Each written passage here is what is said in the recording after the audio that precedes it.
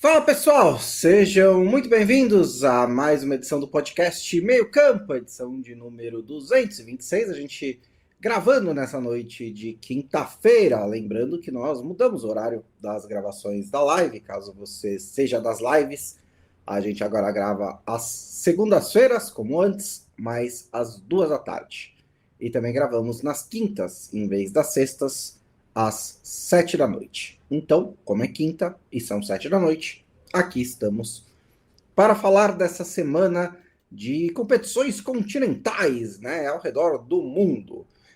Na América do Sul nós tivemos Libertadores, tivemos Copa Sul-Americana, está no meio ainda da fase de grupos, então nós vamos falar mais da Champions League, que está chegando às suas fases agudas, como os outros dizem. E nós tivemos um festival de gols, um grande espetáculo no Parque dos Príncipes. O PSG ganhou do Bayern de Munique por 5-4. É um jogo que tem vários ângulos, vários pontos de discussão que a gente vai entrar por aqui. E aí, no outro jogo, no dia seguinte, PSG, Atlético de Madrid e Arsenal empataram por 1-1 no Civitas Metropolitano. As duas semifinais da Champions League estão completamente indefinidas. Ainda não sabemos quem vai disputar a final, Felipe Lobo. Salve Bonsa, salve todos os amigos e amigas. É uma semana de um jogo que certamente a gente vai ficar lembrando para sempre. A gente teve um jogo assim na temporada passada, aliás, um confronto assim, né, com Inter e Barcelona. E agora com esse PSG e Bayern de Munique. E a gente vai falar muito sobre questões, né, sobre o jogo. Acho que tá difícil de saber quem vai passar tanto nesse confronto quanto no outro, né? Os dois confrontos estão bastante abertos, mas acho que tem muitas coisas para serem faladas aí nesse confronto entre franceses e alemães, porque foi realmente algo incrível de se ver e eu acho que a gente até pode dizer que é a consagração de um modelo muito coletivo, embora ambos tenham talentos individuais muito claros também, mas os dois são modelos coletivos muito fortes, né? E isso acho que é algo que chama a minha atenção. Exato. Acho que, lógico, vamos começar falando sobre esse jogo. Eu acho que uma das coisas mais interessantes é não exatamente a proposta dos times, mas é um pouco, né? Porque você ouve depois o Vicente Company falando no pós-jogo que ele tinha duas opções. Ou ele colocava o time totalmente para frente, como ele fez agora, ou ele defendia completamente, né? Que nesse nível, o meio termo não adianta, né? Se o Bayern fica mais cauteloso, jogando fora de casa, tentando especular no empate, ele ia ser atropelado pelo Paris Saint-Germain. E eu acho que o principal ponto desse jogo, antes de entrar nas especificidades dele, é que ele deixou muito claro o que significa o equilíbrio de recompensa e risco no futebol. Porque eu adorei o jogo, escrevi um texto para a newsletter que vai ser enviado amanhã, sobre, inclusive no calor do jogo, sobre o quanto eu me diverti vendo, mas tem gente que criticou, né? E assim, não é nada demais, não é nada importante, mas não existe jogo perfeito, né? Não existe nenhuma proposta que é perfeita. E quando alguém tenta, e o que mais chegou perto foi o Pep Guardiola, aí ele é criticado por outro motivo, né? Que é por deixar o jogo sistematizado demais, por não permitir as individualidades dos jogadores. E aí, quando a gente tem um jogo em que foi basicamente individualidades versus individualidades, dentro de um sistema coletivo, mas um sistema coletivo que, dos dois lados, produziu um jogo, pensou em ter um jogo em que era mano a mano o tempo inteiro, né? Aí a gente também critica, mas eles não souberam defender. Então, eu quero começar só falando, vamos se divertir quando tiver coisa boa. A gente vê tanto jogo ruim, e esse foi um dos jogos mais divertidos de todos, né? E eu acho engraçado quando isso acontece, porque eu não imagino que antes do jogo começar, o Company e o Luiz Henrique apertaram as mãos numa sala escura e falaram: nós vamos jogar para frente. Mas o jogo começa e ele começa meio estudado, e é assim que ele acaba se organizando, né? Com o decorrer do jogo, os dois times percebem, são jogadores de alta inteligência, né, futebolística, é esse o jogo que a gente vai jogar. E é, é raro que isso aconteça, né? Mesmo no Barcelona e Inter, foi um contexto um pouco diferente, porque era o Barcelona em cima e a Inter contra-atacando, e a Inter tentando contra-atacar. Nesse jogo foram dois times atacando e contra-atacando, atacando e contra-atacando. Eles tinham que contra-atacar por definição, porque o outro time estava sempre atacando. Então, sempre que você atacava, você tinha que ser um contra-ataque, né? Porque estava sempre seguindo um ataque. Então, foi por isso que tinha tanto contra-ataque, teve tanta transição, teve tantos momentos assim nessa partida. Eu acho que isso é especialmente legal hoje em dia, porque a gente passou a observar e analisar futebol muito em torno da posse de bola, né? E não no sentido de o time que teve mais posse de bola foi necessariamente melhor. Mas todos os jogos, praticamente, hoje em dia, e eu lembro sempre de uma estatística que eu ouvi no podcast do Guardia sobre como se multiplicou a quantidade de jogos com mais de 60, 65 posse de bola para um dos times nos últimos 20 anos. A gente tem um time que domina a posse de bola e tem um time que tenta contra-atacar. Então a gente olha para isso para tentar entender qual foi o time que procurou se impor, ter o domínio territorial, e qual foi o time que tentou buscar as transições. E nesse jogo, embora no fim o Bayern tenha ficado com mais posse de bola, inclusive, no auge do jogo, quando tava lá e cá, eu abri os aplicativos de estatística e tava lá 50% para cada lado. O que eu achei extremamente simbólico, que era realmente lá e cá o tempo inteiro. E isso tem tem um erro comum que as pessoas cometem, e acho que não por maldade, mas porque a gente se acostumou a uma era de poluição de dados, digamos. Dados são muito importantes, a gente usa muito, mas a gente tem tantos dados que às vezes a gente fica tentado a olhar via esses dados e tentar entender o jogo através dos dados. E os dados são uma parte, e eles não são o todo. E eu digo isso porque, assim, se você olhar nas estatísticas, naquelas notas, que são notas automatizadas dos sites, né, do SofaScore, FlashScore, todos esses que fazem esse tipo de medição, você vai ver que o Neuer ficou com nota baixa, o Jonathan Tah ficou com nota baixa, nota vermelha, né, abaixo de 6. Nuno Mendes ficou com nota baixa, Pacho ficou com nota baixa, Hakimi ficou com nota baixa. E você tende a achar, o Stanisic ficou com nota baixa, você tende a achar e falar, nossa, as defesas devem ter errado muito. E esse é um erro. Porque os dados não dizem muito. Vou usar até um dado do outro jogo, só para mostrar isso. O jogo entre Atlético e Arsenal teve mais chutes a gol do que esse PSG e Bayern. E teve então a gente tem parecido. que Pois e a gente tem que tomar um pouco de cuidado, porque isso pode induzir você a um erro de achar que um jogo teve mais ataques do que outro, enfim. E eu digo isso porque... Não, diga aí, Bolsa. Não, pode continuar, pode completar. Não, porque eu ia dizer justamente que, assim, uma das discussões, né, que até a gente falou aqui de conversar sobre isso, é muito comum em placares do 5x4 a discussão se isso é jogão ou pelada, né, jogaço ou pelada. E eu entendo que existe uma chance razoável de um jogo que tenha tantos gols ter sido uma pelada em algum nível, que assim, muitos erros e tal.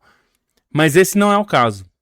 Definitivamente esse não é o caso. A gente não teve nenhuma falha grosseira. Aliás, eu diria que não teve nenhuma falha, na verdade, ali. Todos os gols foram construções muito mais de mérito de quem fez o gol do que qualquer outra coisa, né? Para você achar uma falha, você vai ter que ser muito detalhista de ficar procurando. Eu vou dar um exemplo aqui de uma coisa que surgiu até em grupo que eu tava, tal. Não foi nem no nosso grupo de membros, que tava bem movimentado esses dias, mas que o pessoal, nossa, o Marquinhos tomou um baile do Luiz Dias. Olha o lance. Se você olhar o lance, primeiro, o Kane acha uma bola espetacular pro Luiz Dias. Luiz Dias recebe a bola sozinho, no mano a mano, com o Marquinhos. No domínio, ele já dá um drible no Marquinhos. Mas o Marquinhos recupera. O Marquinhos não cai, né? Assim, fica de pé, fica marcando. Tanto que o Luiz Dias tem que fazer outro lance, tentar outro drible.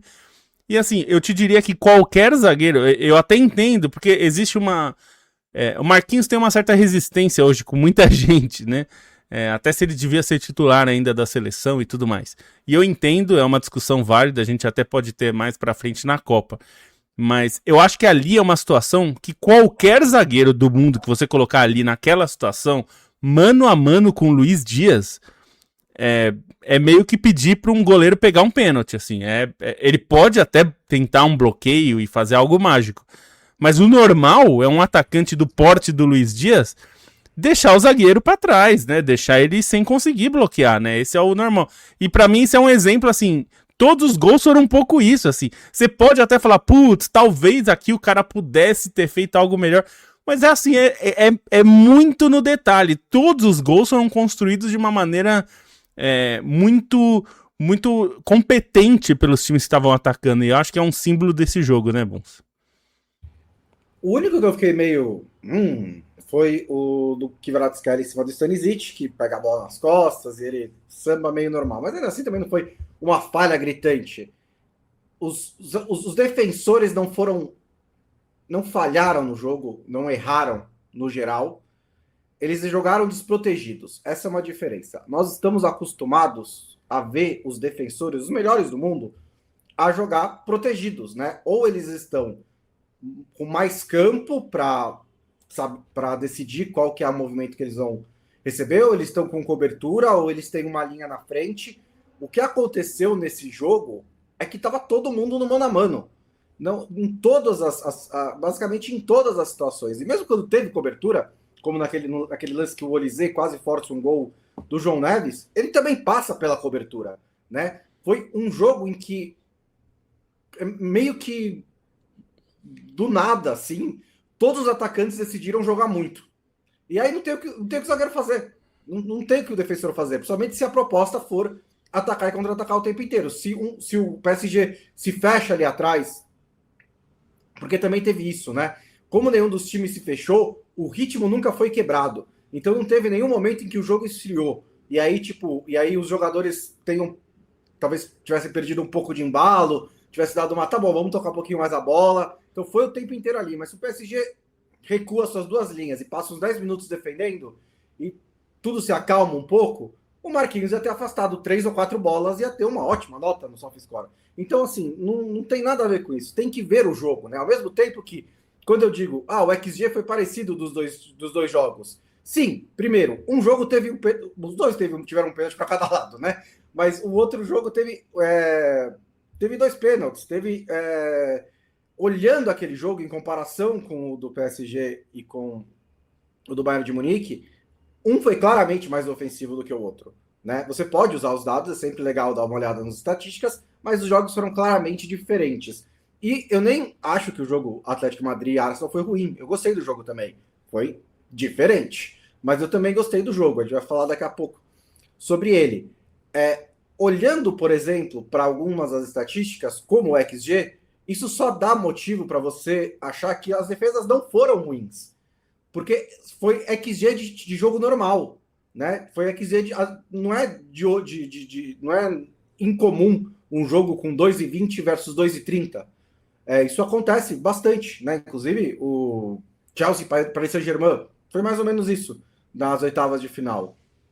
O que aconteceu é que os caras acertaram todas as finalizações. Algumas difíceis, como a do Dembélé, algumas na cara do goleiro, às vezes bloqueada, mas, de novo, naquele mano a mano. Então foi um jogo em que, claramente, para mim, muito menos demérito dos zagueiros, dos defensores. Nenhum dos lances, como você disse, nenhum dos gols teve erro grosseiro, e muito mais mérito dos atacantes e mérito dos dois treinadores de terem montado esses times que ao longo da temporada inteira a gente vinha falando.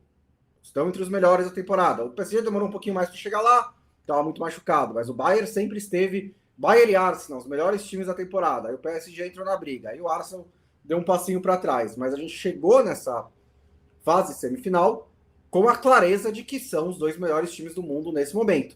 Eles se enfrentaram e não decepcionaram. Eles fizeram um jogo que se espera de um time do confronto entre os 2 melhores times do mundo. E foi fantástico, né? Foi muito, muito divertido esse tipo de jogo. E aí, pode falar. Não, acho que tem pontos individuais, assim, até eu vi aqui o Celoto aqui mandando um grande abraço, o Vitor Clay falando do desempenho dos goleiros. Eu vi que tinha gente falando, putz, talvez o Neuer pudesse ter feito algo melhor no gol do João Neves, de cabeça. Talvez, mas seria uma defesa fora do normal ali, né? Assim, porque foi uma cabeçada numa situação. Primeiro que foi uma cabeçada muito bem executada, numa jogada muito bem feita, né? Aparentemente uma jogada treinada, porque é muito difícil naturalmente o João Neves aparecer para fazer um gol de cabeça. Justamente você treina esses caras que são mais baixos para uma jogada assim, porque eles são menos visados, né? Se você fizer uma jogada ensaiada para o Upamecano cabecear, desde o começo da jogada ele tá bem visado, né? E eu acho que assim, tem pontos ali que você pode dizer, mas o Bayern, a gente até brincou aqui na semana passada, na edição passada do programa, que o Bayern tinha feito jogo no modo difícil no fim de semana da Bundesliga, né? De sair perdendo de 3-0 e virar o jogo, e que contra o PSG seria mais difícil fazer isso. Mas a questão ali é que assim, o Bayern dessa temporada não é um time defensivamente super sólido. Não foi ao longo da temporada. Então seria estúpido da parte do Bayern de Munique jogar em Paris para tentar ser defensivamente sólido. Se você não foi a temporada inteira, você abriria a mão do que o time é melhor, e é histórico, inclusive, tá batendo recorde de gols, para tentar fazer algo que você não conseguiria. Contra um time que tá voando ofensivamente. Então, acho que interessante desse jogo é isso. Os times são. As propostas dos times são ofensivas e tudo, tá tudo bem. Mas além disso, esses times têm uma consciência que se eles tivessem uma postura diferente, se o PSG tentasse controlar mais o jogo, o PSG não tem sido nessa temporada um time de controle, né? Tem sido um time de agressividade, de atacar muito o adversário e causar muito problema para o adversário. Mas não tem sido um time de controle via posse de bola, por exemplo. Então seria muito difícil para o PSG fazer isso diante de um Bayern que tem uma das pressões mais inescapáveis da Europa, né? Assim, é uma pressão violenta. Como é a do PSG também. Acho que esses dois talvez tenham as pressões ofensivas mais fortes, né? Dentro do futebol europeu. Então, acho que os dois times sabiam o que eles tinham, o que eles têm de melhor na temporada, mas especialmente o que eles não têm de melhor. Então, assim, tentar controlar um jogo pro PSG naquele momento. Tá 5-2, como é que toma 5-1, né? Porque ele não tem, se ele tentasse, e ele tentou fazer o sexto, né? Porque se fizesse o sexto, a vantagem aumenta. E ele teve chance de fazer, poderia ter feito o sexto. Assim como o Bayern de Munique não tentou ficar segurando, e aí também depois tomou 5-2, não tinha mais por que segurar, né? Mas porque não sabe fazer isso, não é um time que faz esse tipo de coisa, né? Então eu acho que tem esse aspecto também, o que vai tornar interessante, seja quem for desses dois que passe, para ver como vai ser o confronto da final. Porque a final, tanto do outro lado, qualquer um dos dois times que passar também, tanto o Atlético quanto o Arsenal, tem características muito diferentes, né? Especialmente nesse momento da temporada, os dois têm características diferentes. A gente até falou que o Atlético de Madrid não é um time de uma defesa super sólida e que defende com unhas e dentes e não sabe atacar. Até é um time que precisa contra-atacar e precisa atacar mais. Mas vai ser interessante de ver, porque acho que são times com propostas muito diferentes. E eu imagino, eu não espero que seja outro 5-4 em Munique, mas eu também não imagino que esses dois times vão jogar O PSG não vai administrar o jogo, não vai conseguir fazer isso, e o Bayern também não vai ser um time defensivamente sólido o suficiente para não tomar gol, assim, vai ser muito difícil. Sim. Então, eu acho que isso é bem interessante. Em termos de destaques individuais, me impressionou muito a partida do Dias, principalmente no primeiro tempo, mais atacando do que no segundo, mas o primeiro tempo ele parecia no controle de todas as ações que ele fazia. Ele fazia todas as ações certas. Né? Ele ia para a direita quando ele tinha que ir para a direita, ele parava quando tinha que parar, ele ia para a esquerda quando tinha que ir para a esquerda. Ele criou a jogada do lance do pênalti, sofreu o pênalti, mas ele que levou a bola até lá, né? Cercado por adversários, e ele sempre fazendo aquele contra-ataque que não é velocidade total, mas é um contra-ataque inteligente, né? Que é o indo para cá, indo para lá. Ele estava acertando quase tudo e continuou meio que até o fim do jogo acertando quase tudo, né? Teve também uma bola que ele deixa para o Musiala voltando ao time titular, né? Assim, voltando ao longo das últimas semanas, sendo reintegrado pelo Company depois da séria lesão que sofreu. Claramente ainda um pouquinho hesitante, ainda um pouquinho sem ritmo de jogo, mas o Luiz Dias, para mim, foi o melhor em campo. Depois ele faz o gol em cima do Marquinhos. O prêmio da UEFA foi para o Dembélé, fez 2 gols, é o melhor do mundo. Então tem essas coisas. Eu não achei que ele foi melhor do que o Dias. Acho que o Kvaratskhelia também fez uma partida bem interessante, que é um cara que não sei se é exatamente contestado, né? Mas de vez em quando um pouquinho subestimado, na minha opinião, mas ele é um cracaço, adoro o futebol do Kvaratskhelia, e ele faz o gol, talvez o mais importante do PSG, porque era um momento ali que o PSG estava 0-1, o Bayern tinha acabado de abrir o placar, o Bayern estava meio em cima e ele consegue aquele empate. Também o Harry Kane, que não foi brilhante, mas faz o gol aí do outro lado, mais importante, não faz o gol, né, mas cria a jogada do gol mais importante para o Bayern, que leva o resultado para o 4-5, com um lançamento de camisa 10, né? No primeiro tempo ele tinha feito outra jogada assim, quando ele recebe na entrada da área e dá o passe para o lado para o Olise, depois o Marquinhos salva, o Sofanov sai bem do gol. Ele também jogou muito bem. Mas algum jogador assim que individualmente tenha te impressionado? Tá no mudo. É difícil essa partida porque teve muitos, né, Bons? É difícil destacar um só, assim. Eu vou destacar vou destacar 2 jogadores que não conseguiram. Não foram os destaques da partida, mas eu acho que são jogadores que ajudaram a impedir que o jogo fosse monótono. Pelo seguinte, a gente tem de um lado o Kimmich, que é um jogador que ajuda o Bayern a ter algum controle do jogo, e do outro lado o Vitinha. Só que o problema é que jogou um contra o outro, e claramente um tinha a missão de impedir que o outro tivesse tranquilidade, né?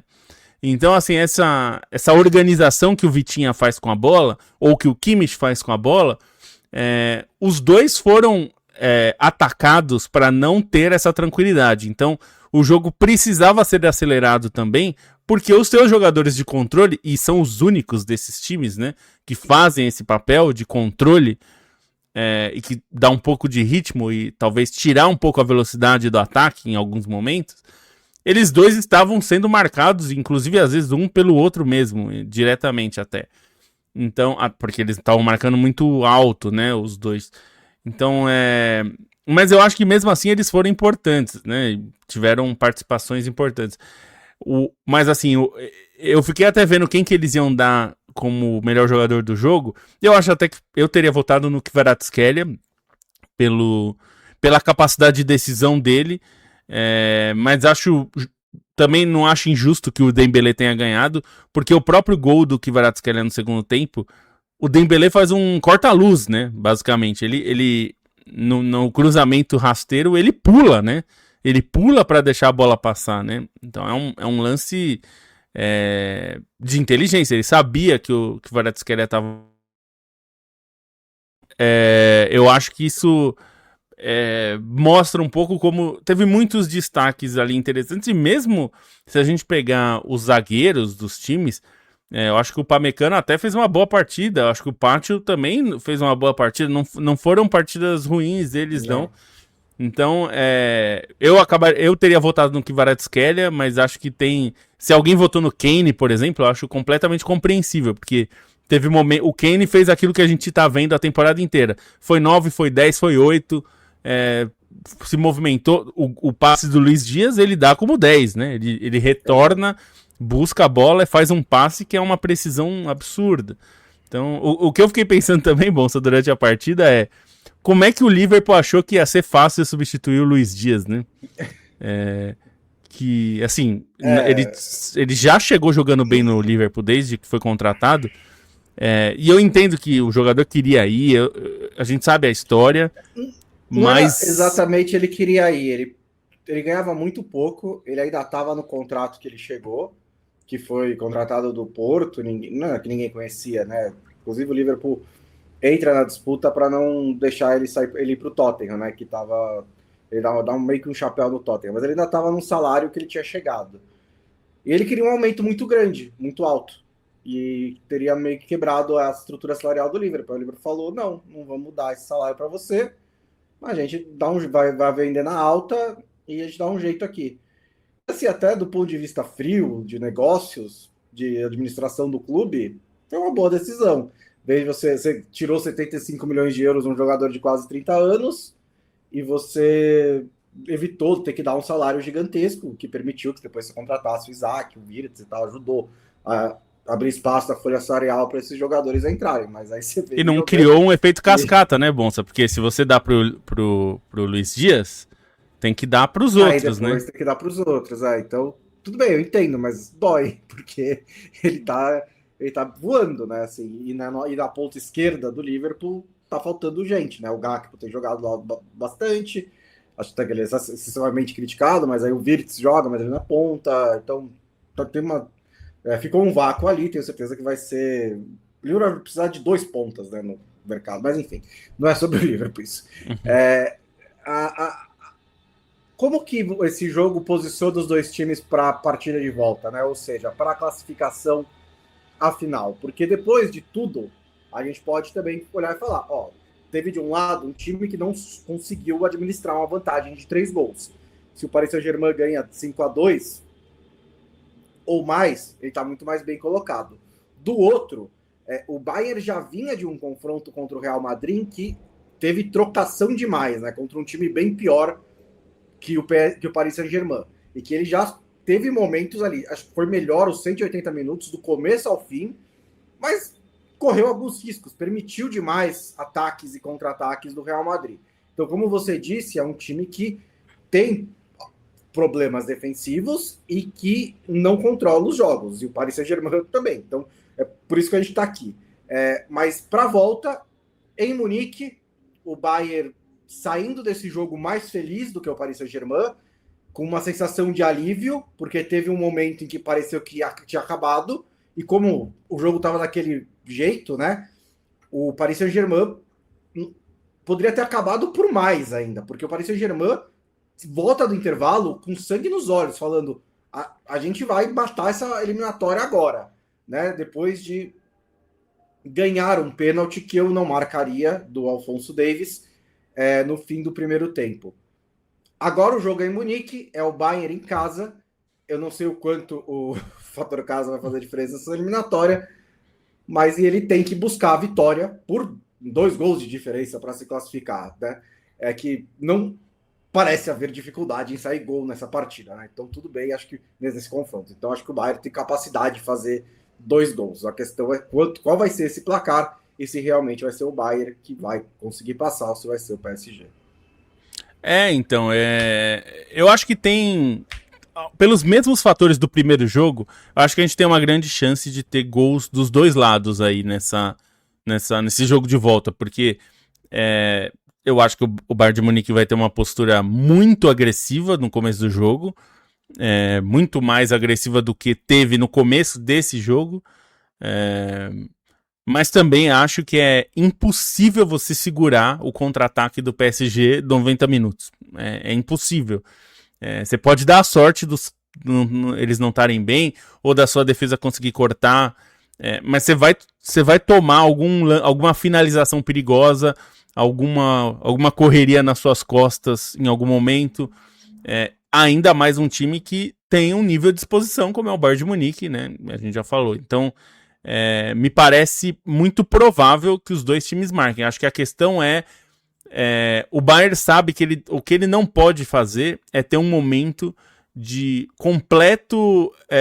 sair completamente do jogo, ficar completamente ausente do jogo, porque teve um momento ali do segundo tempo, que é o momento que vai terceiro, quarto e quinto gols, que me deu a sensação de que a eliminatória ia acabar. Justamente por isso que você falou que o PSG abriu 5-2 e deu a sensação que faria 6. Porque todo ataque estava sendo perigoso, né? Tem a ver com o que a gente falou aí, quando a gente fala de dados, né? Aí você tem que olhar a questão dos dados todo lance era uma finalização de perigosa e em um determinado momento, ali em alguns minutos do segundo tempo, toda finalização foi gol, né? Assim, o PSG chegava e era gol.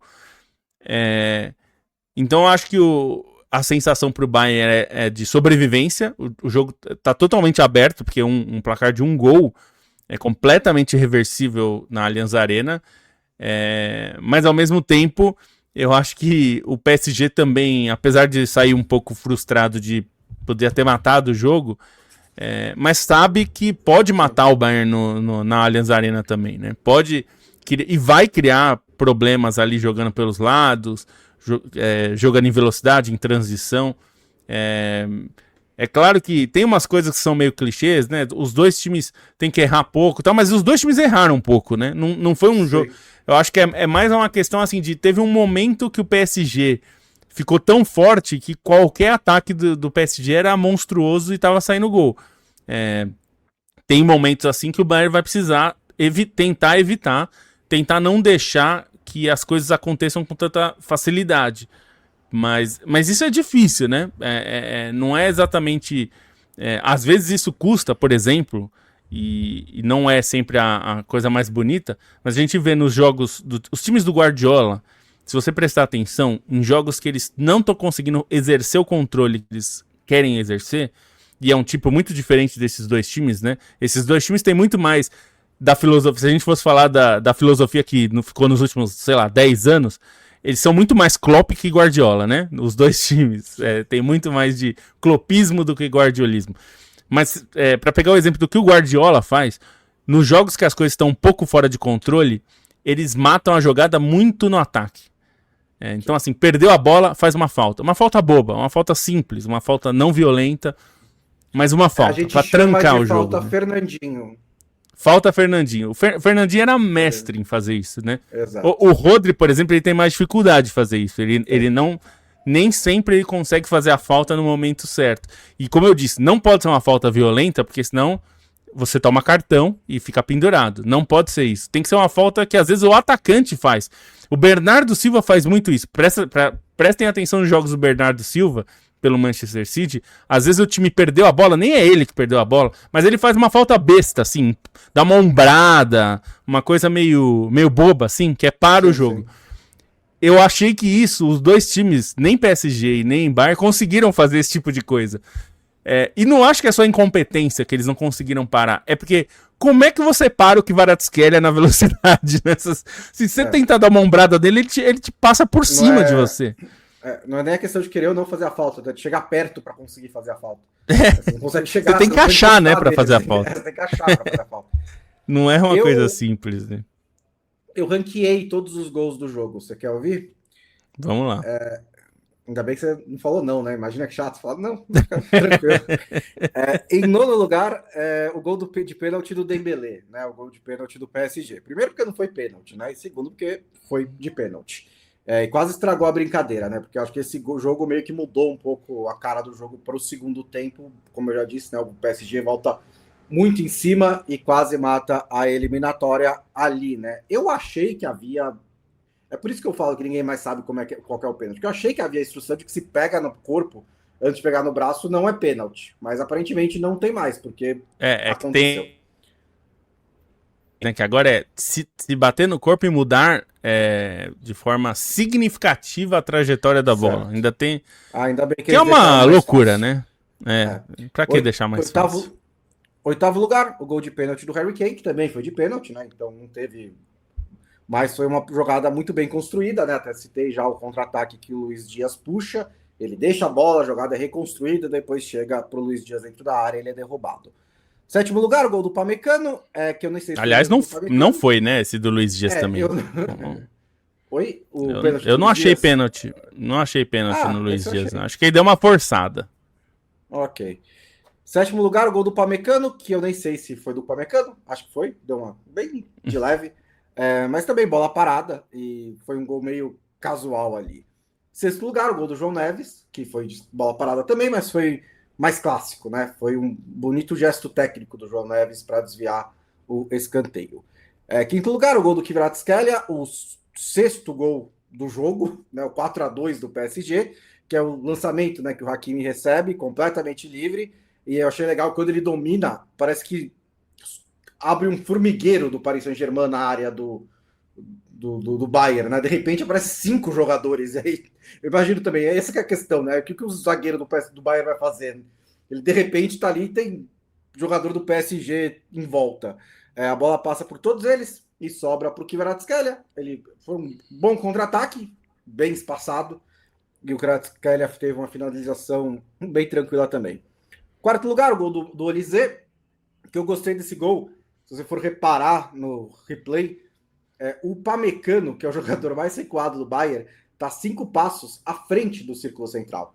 O que isso significa é que estava todo mundo ali trabalhando num espaço de 30, 40 metros, né? Porque não tinha nada para trás do Pamecano. E mesmo assim, o Olise recebe entre as linhas do PSG e super de boa anda até a entrada da área, dá um toquinho para frente, bate muito bem. Ali poderiam ter marcado um pouquinho melhor o Olise. Também achei ele muito confiante, né? Como nessa temporada em que ele se colocou entre os melhores jogadores do mundo, para só falar, tá bom, dá um passe para frente e chutar. Terceiro lugar, ali eles fizeram eles fizeram aquele famoso a troca de posição, né? Que dá aquele 1 segundinho de dúvida na defesa, se eu saio para atrás do cara que era para estar na direita e não tá, né? Então acho que teve essa confusãozinha. Normalmente ele não receberia ali, né? Tem que receber ele recebe na direita. Então, na hora que ele recebeu ali, acho que gerou uma dúvida na defesa de sair para marcar o cara ou ficar no que eu tô já, né? Porque também, né, se o Marquinhos vai pra cima dele, ele pode só dar o passe pra quem tava no meio, né? Enfim, é uma dúvida. É pra isso que se movimenta, né? Futebol é movimentação. Terceiro lugar, chegamos ao pódio. Medalha de bronze pro primeiro gol do Kvaratskhelia. O lançamento perfeito do Doué, se deslocando, né? Ele era o ponta direita, né? Ele deu o lançamento pela esquerda pro Kvaratskhelia. O Kvaratskhelia recebe nas costas do Stanisic. O Stanisic até se recupera, mas aí o Kvara samba na frente do Stanisic, acha o espaço para finalização e finaliza muito bem. Segundo lugar, medalha de prata, o gol do Dembélé, o gol do contra-ataque. Quando você citou que os dois são mais flopistas, eles são mesmo, o PSG roubou o lugar do Liverpool de melhor contra-ataque do mundo. É um negócio absurdo. E aí é menos pela intensidade, pela velocidade, mais pela habilidade. Porque quando você coloca o Dembélé, o Kvaratskhelia, ou o Doué, ou o Barcola em velocidade nesse mano a mano, não tem o que fazer. Esse chute que o Dembélé dá, que ele domina, só dá um negocinho pro lado e acha o ângulo para chutar, é mortal e é uma das especialidades dele. Ganha pontos pela tranquilidade do Doué, pelo passe com a parte de fora do pé, que ele dá quase displicente, e pela bola pegando no pé da trave, né? Que é muito bonito plasticamente. E até no replay, tem um replay que pega bem a cara do Neuer olhando e falando: mano, não é possível, né? Exatamente. E em primeiro lugar, o gol do Luiz Dias, porque o lançamento do Kane é espetacular, absolutamente brilhante. O domínio também, né? Para tirar do Marquinhos. A tranquilidade, a finalização é um gol perfeito. Algum problema com a minha lista? Não, nenhum problema. Maravilha. O gol do Luiz Dias, eu acho uma coisa assim...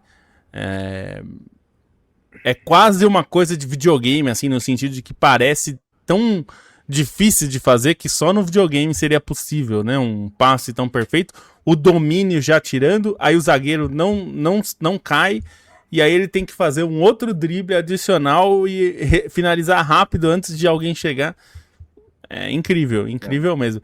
Isso que você falou do Dembélé, do gol do Dembélé, eu acho que o mais difícil de marcar o Dembélé é justamente isso que você falou, porque ele acha ângulos, ele não precisa de um espaço muito grande para bater, né? Para fazer a finalização. E ele faz com as duas pernas saindo para os dois lados. Então, assim, difícil, né? Porque você vai marcar o Dembélé, porque tem muita gente que fala, você vai marcar o Olise, você vai marcar a perna esquerda. Tá bom, até acho ok que acha isso, porque ele realmente não finaliza muito de pé direito. Embora não seja tão fácil assim. O Robin só tinha a esquerda e ninguém marcava mesmo assim. Mas enfim. O Dembélé, e aí é uma coisa que eu tava vendo outro dia, o Moser, zagueiro, falar do Ronaldo. Perguntaram sobre Ronaldo e Romário. E ele falou, o Ronaldo era mais difícil de marcar, porque o Ronaldo Fenômeno era absolutamente imprevisível. Ele driblava com os dois pés, ele saía para os dois lados, e ele até falou, se ele te pegar no meio campo, ele te faz de cordão, ele te põe no pescoço e te leva pra dentro do gol. Então, assim, eu não acho que o Dembélé é a mesma coisa, porque o Dembélé é muito mais velocidade do que força, né? O Fenômeno tinha muita força, né? Parecia um trator. Era muito habilidoso, mas ele também era muito forte, né? Então, acho que é por isso que era difícil. Mas o Dembélé, eu acho que tem esse fator de imprevisibilidade e de sair pros dois lados com os dois pés. Então, assim, ele bate com a esquerda e com a direita como se fosse a mesma coisa. Ele até ficou famoso naquela época do Lille, né? Que ele dá a entrevista que... Qual é o seu pé preferido? Aí ele fala... é o esquerdo. Aí pergunta, então você é canhoto? Não, eu gosto mais de bater com a direita. Aí ele fica, ué... Você entendeu o que eu perguntei? Então é uma coisa assim maravilhosa. Mas assim, tirando a parte do meme, realmente ele não tem muito problema, né, de jogar com os dois pés. Então isso torna muito difícil e tornou ele mais completo também, né? Porque ele era um jogador, sempre foi um jogador que jogava com as duas pernas, mas ele era muito mais previsível, né? E agora ele é completamente imprevisível. Para terminar sobre esse jogo, que a gente ainda tem um inteiro para falar, rolou, né, depois do jogo, o contraste, né? A gente acabou de ver isso, aí daqui a pouco vamos lá ver futebol sul-americano, Copa Sul-Americana. E assim, a primeira coisa é que isso acontece toda quarta-feira. Todas. Não importa se é o melhor jogo da temporada ou se não é. Toda quarta-feira termina a Champions League e alguém tuita. E agora eu tenho que ver Recoleta e não sei o que. Tá bom. Se você não... Mas assim, eu acho que, lógico, dessa vez o contraste foi grande, porque foi o melhor jogo da temporada europeia. E acho que também foi meio simbólico que poucas horas depois teve um jogo que não... É difícil haver um jogo melhor na América do Sul, teoricamente, né? Que é um Boca Juniors e Cruzeiro e Boca Juniors. Tudo bem, era fase de grupos e tal, mas é o melhor time, um dos maiores times argentinos, um dos maiores times do Brasil, e não foi a mesma coisa. E aí a questão é, por que não acontece com tanta frequência, blá, blá, blá. E a questão é assim, primeiro, acontece, né? Não vamos fingir também que nunca aconteceu um jogo como esse. Acontece. Aqui, todo mundo vai lembrar do Flamengo e Santos, o 5-4 também, Neymar versus Ronaldinho. Até fiquei surpreso que aparentemente para alguns aquilo foi uma pelada, não foi um jogaço. Para mim ele foi imortalizado como um jogaço. Então acontece. Acontece com mais frequência no futebol europeu? Talvez. O futebol europeu tem jogadores melhores. E por quê? Porque eles têm dinheiro e eles compram os nossos, né? Porque também é um dos argumentos que eu ouvi, que é tipo, não, mas isso acontece lá porque eles têm a disparidade financeira, porque colonialismo, blá, blá. Sim, mas isso é ponto pacífico, isso ninguém tira. Né? Não tem nenhum lunático na história que acha que talvez tenha um ou dois, né? Sempre tem, mas que acha, não, os europeus são melhores de futebol do que os sul-americanos. Não, né? Assim, eu sei que é muito raro esse tipo de argumento, porque eles pagam zilhões de euros por todos os anos para contratar os nossos melhores jogadores, né?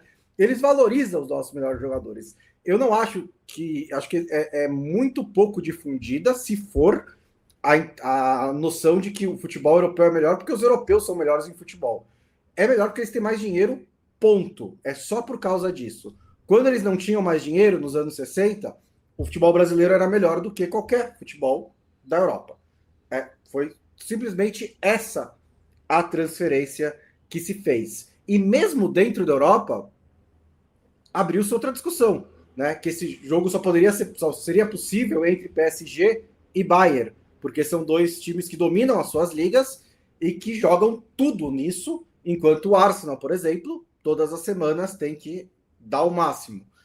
Eu acho que é inegável que a exigência física do Arsenal nas últimas semanas foi maior do que a do PSG e a do Bayern de Munique, até pelo simples fato de que o PSG conseguiu adiar 2 rodadas da fase durante o mata-mata e os outros times não fizeram isso. Mas assim, tudo é relativo. Então também acho que não tem que dizer, mesmo a questão do dinheiro, eu não aceito como um motivo para não termos mais desses jogos. Porque, tá bom, a gente não vai ter um jogo com Dembélé, Kvaratskhelia e Harry Kane, mas a gente tem os nossos craques. E esses craques também não vão enfrentar o Marquinhos. Então é tudo meio relativo, né? E aí entram em questões de arbitragem, que a arbitragem não deixa o jogo correr desse jeito, gramado e tudo mais. Mas para mim é principalmente o mesmo motivo que impede de acontecer mais vezes na Europa, que é calendário. E o segundo motivo é técnico. Eu não conheço um técnico que monta time desse jeito, que trabalha no Brasil. Não é o Diniz, não é isso, não é o Fernando Diniz. O Fernando Diniz não chega nem perto do que esses caras estão fazendo ali. Se tem alguma coisa que os europeus são melhores, é em ser técnico, né? Isso eu acho, isso também tenho que conceder. Os melhores técnicos estão por lá. A gente não tem. A gente tem bons técnicos, a gente tem uma boa escola de técnicos, a gente tem uma boa histórico de técnicos, tem alguns técnicos lendários muito bons, mas não é a mesma coisa. E aí não é só a qualidade deles ou não também, é o quanto o ambiente do futebol permite que eles se desenvolvam ou não. Porque é verdade, pode ser verdade, se termina um 5-4, talvez o time que perdeu, o treinador fosse criticado, pode ser que isso aconteça, mas no geral não se permite, não se dá condições para o treinador desenvolver esse tipo de trabalho e desenvolver esse tipo de time. E aí volta tudo isso, arbitragem, gramado, calendário, tudo isso. Mas não repito, esse jogo todas as semanas nunca vai acontecer, seria até chato. Acontece um pouco mais na Europa. Poderia acontecer mais no Brasil. Acontece no Brasil. Poderia acontecer mais vezes. Eu lembro, por exemplo, de um Flamengo e Palmeiras na temporada passada, que foi um ótimo jogo. Foi muito, muito bom. Não foi 5-4, mas foi ótimo. Poderia acontecer mais vezes se as condições fossem melhores, mesmo com o futebol sul-americano em déficit financeiro em relação ao europeu, que vai sempre existir, não tem um problema que tem uma resolução. Eu concordo totalmente, bom, só que eu acho que o ponto mais crucial é técnico. Eu não sei se a gente tem o mesmo nível de técnico, acho que a gente não consegue ter, e aí tem 2 pontos, os pontos que você destacou para mim são perfeitos. Tem uma questão de formação, a nossa formação de técnico ainda não é tão forte, tão boa, melhorou muito nos últimos 15 anos. A CBF, incrivelmente, né, a CBF com a CBF Academy, melhorou. Hoje tem um curso de técnico. Até 15 anos atrás não tinha um curso de técnico, que é uma coisa patética, né? É um curso oficial da federação, né? Eu tô dizendo. Claro, você podia, sei lá, fazer faculdade de educação física, que era muito comum. Mas não é um curso de técnico, a gente tá falando de uma coisa específica. Não é a mesma coisa da aula, né, numa escola e ser técnico de futebol, enfim. São coisas diferentes. Esse é um ponto. Ainda a gente melhorou, mas a gente não tá no nível da escola francesa de técnico, escola italiana, escola... mesmo a escola inglesa, que também tem um problema, eles também não formam muitos técnicos lá, mas aí acho que tem uns fatores ali. E tem outro, que é o fator que você destacou, que eu acho que é o principal. Talvez a gente tenha alguns bons técnicos aqui que não conseguem ser desenvolvidos porque o ambiente do futebol não permite. a gente tem uma continuidade muito baixa dos técnicos, né? Técnicos são demitidos por motivos esdrúxulos e com pouco tempo de trabalho. Se a gente falar que basicamente só tem um técnico com alguma estabilidade, que é o Abel, e talvez só porque ele tenha ganhado rápido, porque se ele não tivesse ganhado rápido, talvez não tivessem dado o espaço e o tempo para ele desenvolver um trabalho há muito tempo. Então eu acho que esse é um fator. O futebol, se a gente quer um jogo como esse, a gente tem que melhorar também em outros aspectos, que o jogador precisa parar de encher o saco do árbitro. A gente reclama da arbitragem, a arbitragem não é boa, mas os jogadores enchem tanto o saco que aí a gente vê comentarista de arbitragem, que nem deveria existir cá entre nós, vou falar bem baixinho, não devia ter comentarista de arbitragem, principalmente em transmissão ao vivo. Mas assim, o comentarista de arbitragem fala: o árbitro precisa controlar o jogo. O árbitro tem que controlar porcaria nenhuma de jogo. Assim, o jogo não tem que ser controlado pelo árbitro. Quem tem que controlar o jogo são os jogadores, no ponto de vista técnico, né? De estratégia, de tática, não de o árbitro controlar. E a gente vê isso acontecer. Então tem um problema da arbitragem, tem um problema dos jogadores, de comportamento. E você vê jogadores... O Hulk, se fizesse o que ele faz no Atlético, ou o Luciano de São Paulo, se fizessem o que fazem aqui em qualquer liga europeia de elite, esses caras tomavam cartão todos os jogos, todos. E olha que o Hulk toma quase todo jogo e o Luciano também. Mas imagina lá. Lá eles, porque a suspensão lá é cumulativa, então você toma depois de 5 cartões, e é 5, hein? Você toma 5, a primeira suspensão é 1 jogo, a segunda é 2, enfim. Então, assim, o ambiente não é bom, aí os gramados não são bons, então tem tudo. A gente quer ter esse nível de espetáculo, a gente precisa trabalhar para ter esse nível de espetáculo. A gente não tem nem liga ainda. E olha que, de novo, a CBF melhorou muita coisa aí, tem feito. Mas os clubes precisam ajudar um pouco também. Precisa parar essas conversinhas mole de dirigente, de ficar... Tudo é reclamar, fazer ofício para a CBF para reclamar de arbitragem, para criar um ambiente de pressão para o árbitro sucumbir no próximo jogo a seu favor e não contra. Então, assim, a gente... E vale para todos, tá? Vale pra gente, desse lado, analisando o futebol, imprensa, a gente pressiona os técnicos o tempo todo, a gente fica criando essa coisa assim, não há clima para Roger Machado no São Paulo. Como não há clima, cara? É o quê? O clima-tempo agora? Pô, é um tipo de coisa que, assim, às vezes o jornalista nem percebe que ele ajuda a criar essa máquina de moer técnico também. É claro que o dirigente devia ignorar, mas ao mesmo, assim, o jornalista ajuda a criar essa pressão, se dizendo representante da torcida, às vezes, inclusive, e aí o dirigente quer dar resposta, e aí o técnico, para sobreviver, toma decisões pensando só no hoje, nunca na semana, na temporada, no mês, enfim. Então, a gente quer ter esse tipo de jogo e eventualmente tem. A gente tem muitos jogos bons, a gente tem muitos jogadores bons, a gente tem um campeonato que é possivelmente um dos melhores, assim, eu diria que tá, depois das grandes ligas, eu diria que o Brasil tá por ali. Muito, não é, se me disser que é a 6ª melhor liga do mundo, eu acho que não tem exagero nenhum nisso. Então, mas a gente precisa trabalhar pelo campeonato também, a gente precisa querer melhorar. E aí a gente, eu digo, é todo mundo. E a gente como torcedor, como jornalista, como dirigente, como jogador, como árbitro, enfim, não adianta querer só importar as coisas da Europa, tipo final única, e achar que vai ser a Champions League, porque não é assim. Acho que qualquer lugar entre 6ª e 8ª liga do mundo, eu acho que é difícil você defender que é pior do que isso. Acho que esse tipo de jogo tem que acontecer dentro do Brasil, porque não tem como, acho que não tem como nenhum time sul-americano não brasileiro segurar, né? Se abre o jogo dessa maneira, entre Palmeiras e Flamengo e algum time estrangeiro, sul-americano, fica difícil, porque aí é a mesma coisa que o Flamengo ir para uma trocação com o Bayern de Munique. Ele vai perder, né? Então não tem muito o que fazer. É uma lógica básica de se o Flamengo, dos melhores jogadores que o Flamengo poderia ter, o Bayern de Munique contratou, né? Inclusive o Luiz Dias, que é também sul-americano, né? Que estava lá e, para minha opinião, foi o melhor em campo. Então também tem um pouco disso. E eu acho que a gente falou, né, sobre calendário bastante nesse começo do ano, e é esse o tipo de jogo que os cartolas têm que procurar. É esse o jogo que prende a sua atenção.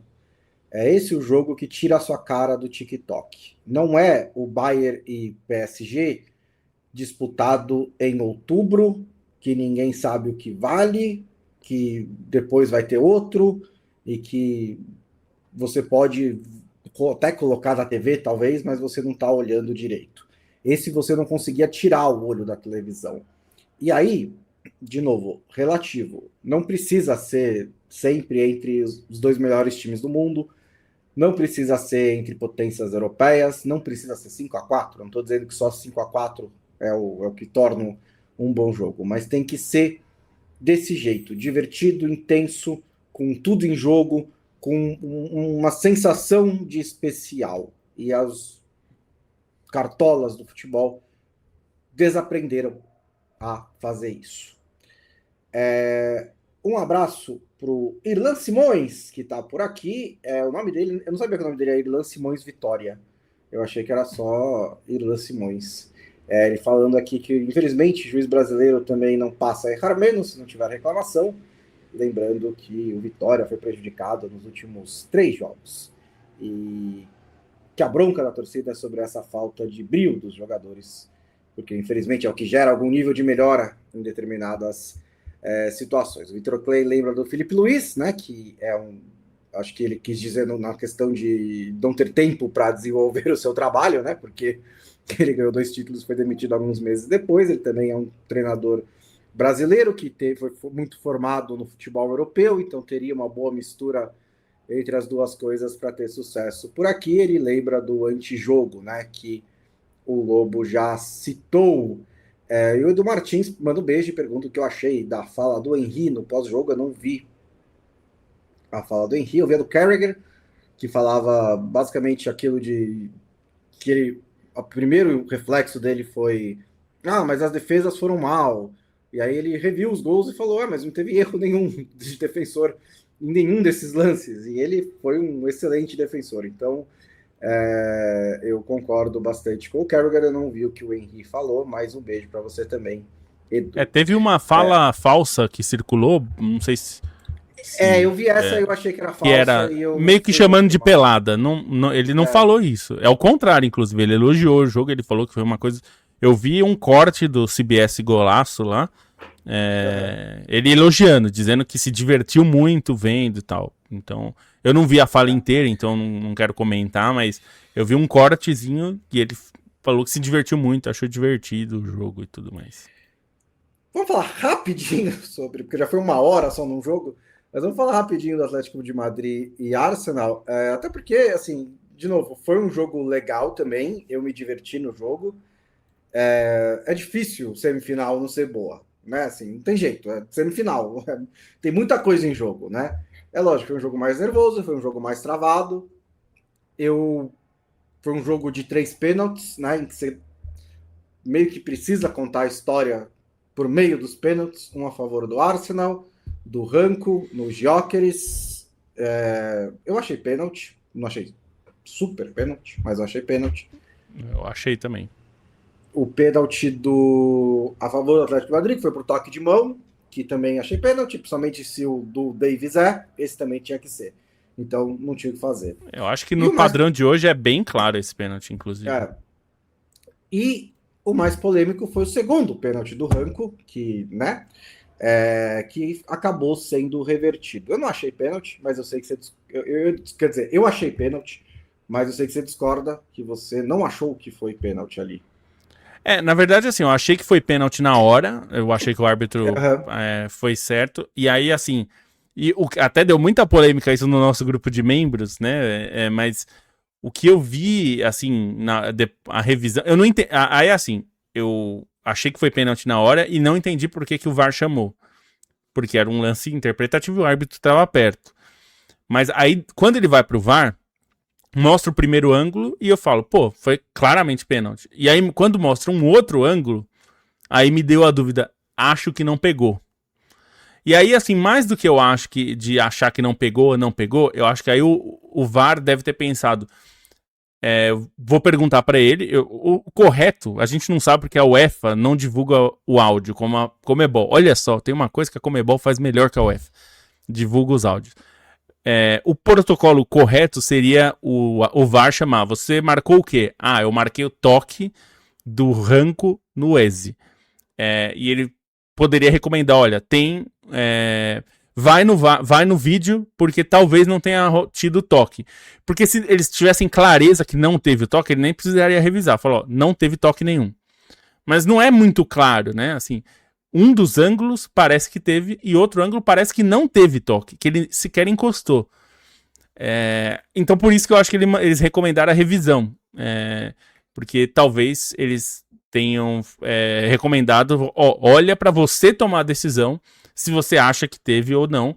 E aí o que eu entre, aí o nosso amigo Guilherme Dornelles, ele me falou uma coisa que eu concordo muito também, que às vezes a gente fica muito em um ponto, aqui no Brasil tem muito isso, de houve o toque. E assim, a gente precisa tomar cuidado, porque assim, haver o toque não é sinônimo de pênalti, né? Ou de falta. Você pode ter o toque e não ser falta, né? E ali o ponto pra mim é esse, assim. Eu achei que foi um pênalti burro, na hora que eu vi ao vivo. Aí o replay, você fala, putz, que burro. Aí você vê por trás e fala, o cara forçou. Então é uma coisa meio no limite, assim. Eu entendo quem ficou bravo pela chamada do VAR, mas eu entendo o VAR chamar, porque se foi isso, e aí, de novo, a gente não sabe porque o VAR não foi divulgado e não vai ser, se foi esse o protocolo, eu entendo o VAR ter chamado. Porque se ele perguntou, você viu o quê? Eu vi um toque, e o VAR fala, talvez não tenha rolado toque, vai olhar você, eu acho que o VAR fez certo. Se foi isso, fez certo, porque aí, a gente...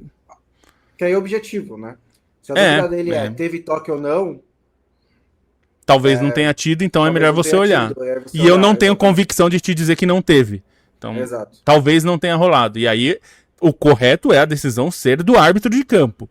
Se o VAR acha que pode não ter rolado o toque, ele avisa o árbitro vai, olha e fala, eu achei que foi mesmo, ou então achei que não foi. Tudo bem que o árbitro vai condicionado a mudar o resultado, né, quando ele vai. Eu entendo isso. Mas, assim, depois de ver o replay... Pelo segundo ângulo do replay, eu acho que não foi. E aí eu acho que no fim a decisão foi certa. Mas o processo todo foi complexo, né?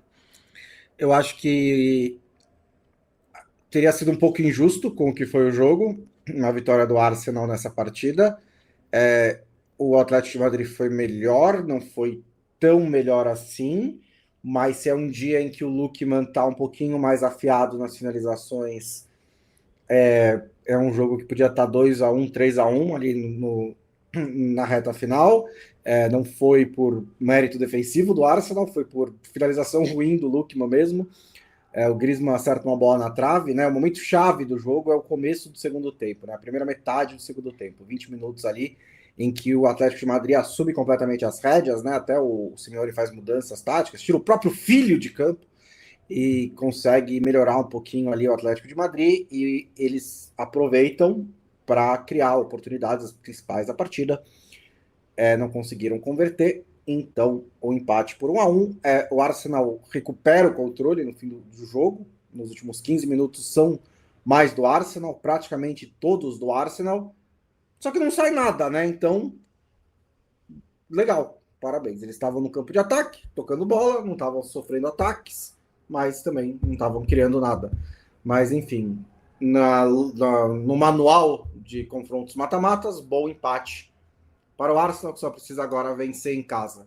Mas, para mim, confirmou a minha impressão de que o Atlético de Madrid chega a esse confronto como um time melhor neste momento. E não é exatamente um time que se assusta por jogar fora de casa, então eu ainda acredito, daria favoritismo para o Atlético de Madrid, talvez um pouco menos, porque vai ter que ganhar fora, mas ainda, para mim, não mudou muito a dinâmica da série, do confronto.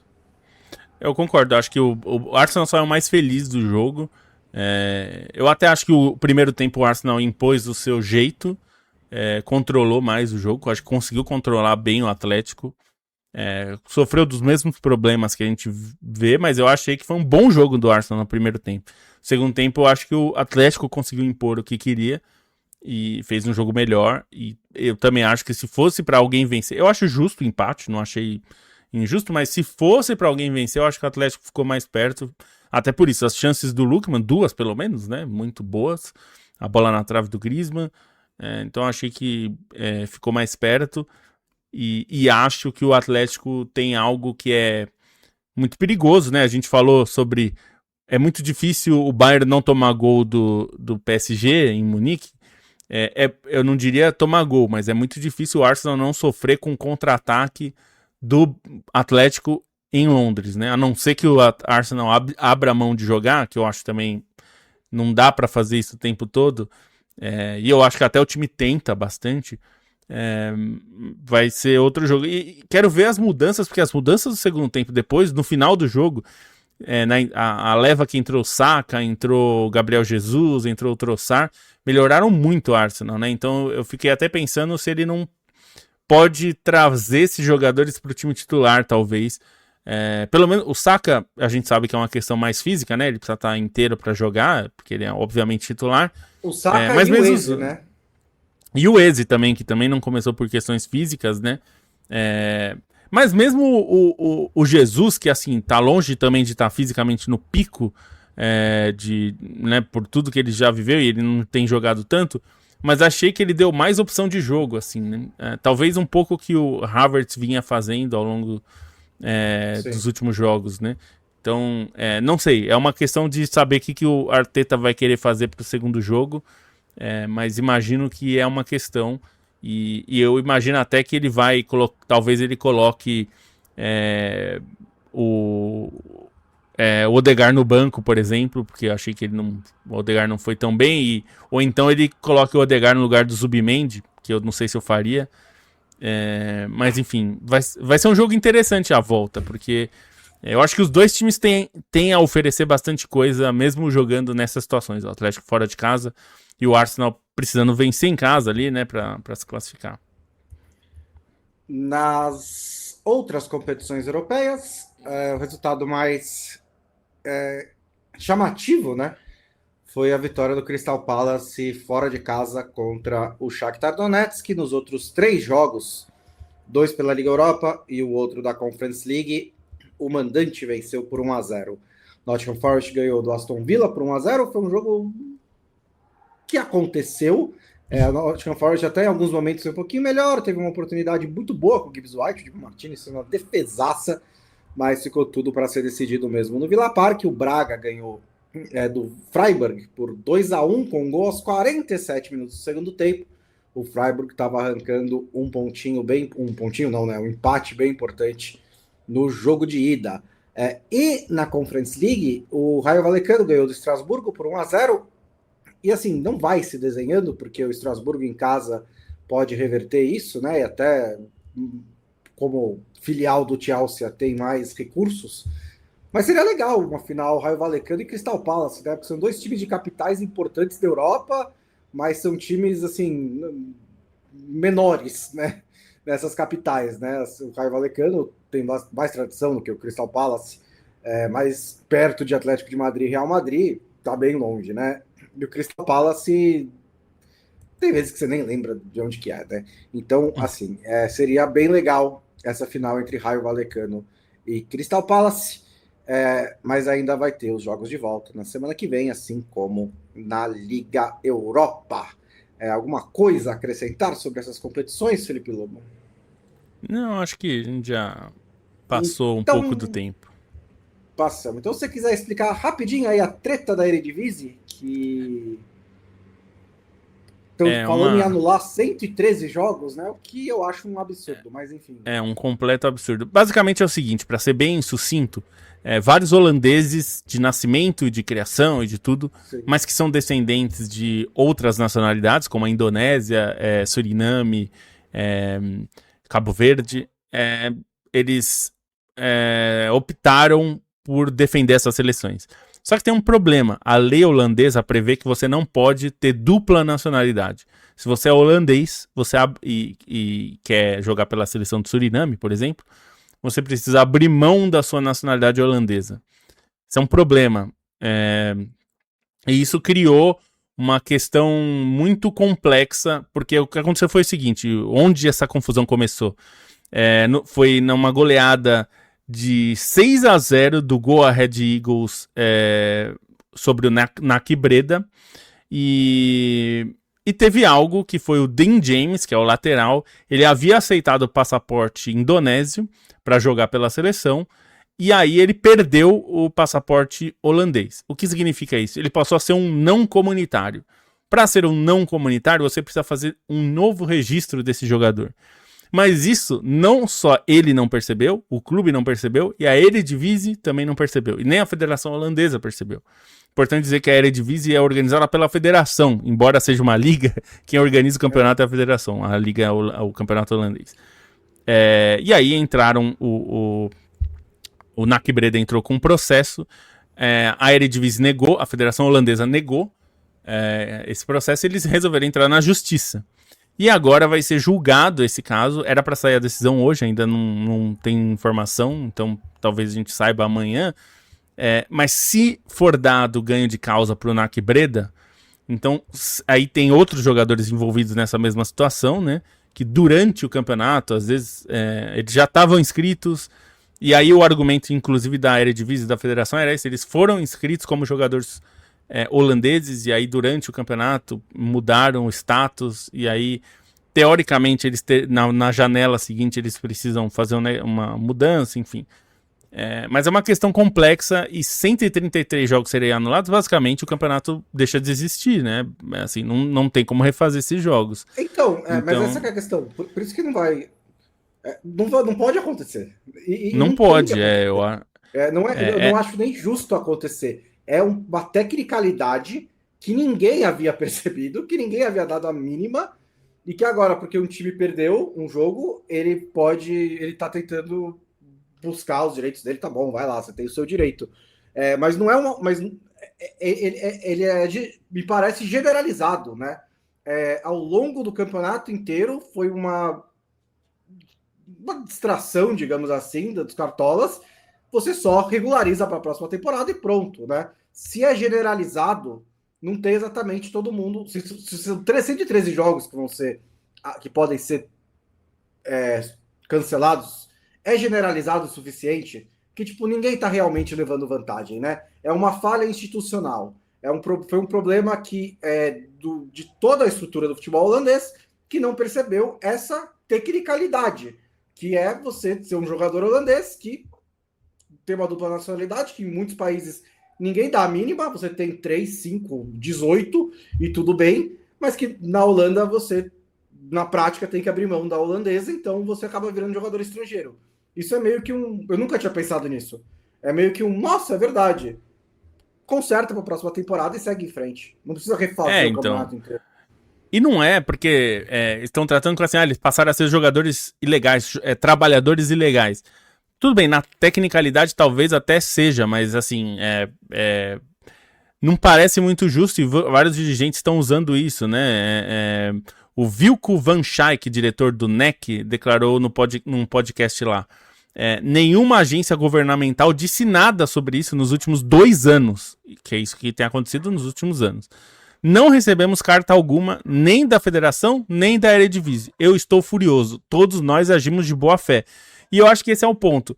A justiça aqui precisa tomar um pouco de cuidado para ela não criar um problema que não existe, na verdade, né? Esses jogadores não são ilegais, não são imigrantes ilegais, eles não entraram ilegalmente no país. Então me parece um caso de um clube, esse clube sim, agindo de má fé por uma tecnicalidade que talvez ele tenha razão do ponto de vista jurídico, mas ele não deveria, porque nesse caso acho que o bom senso deveria prevalecer. Vamos ver se o bom senso vai prevalecer sobre a tecnicalidade, porque se eles ganharem, vai anular rebaixamento, vai anular o campeonato inteiro. Basicamente a gente não vai ter o resultado da Eredivisie esse ano, o que seria uma tragédia do ponto de vista esportivo, né? Sim. Que o bom senso sempre prevaleça. Nós vamos nos despedir com essa. Muito obrigado ao Felipe Lobo pela companhia ao longo dessa 1h20. Muito obrigado também a todo mundo que esteve aqui com a gente, como o Emerson Pérez, o Tauan Lima, o Emerson Cruz também, que lembrou o caso do Sandro Hiroshi, que teve como estopim um 6-1.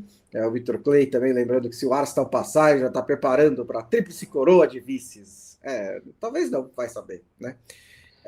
A gente volta, lembrando, na segunda-feira, às 14h, com todas as ações do fim de semana. Se você quiser contribuir para o Meio Campo, você pode se tornar membro do nosso clube de membros aqui no canal do YouTube, no canal de YouTube do Meio Campo. Tem lá vários planos e vários benefícios. A partir da categoria Centenário, você recebe a nossa newsletter exclusiva, que essa semana, como em todas, saiu na última terça-feira. A que a gente vai mandar amanhã é aberta para todo mundo. Você também pode se inscrever direto lá no Substack, ou só contar para os seus amigos, espalhar a palavra sobre o conteúdo do Meio Campo, caso você seja fã. Se você não é fã do conteúdo do Meio Campo, o que você pode fazer para ajudar é não falar nada, né? Porque aí você não desencoraja também as pessoas. Mas se você gosta, por favor, recomende para os seus amigos. A gente volta na próxima segunda-feira.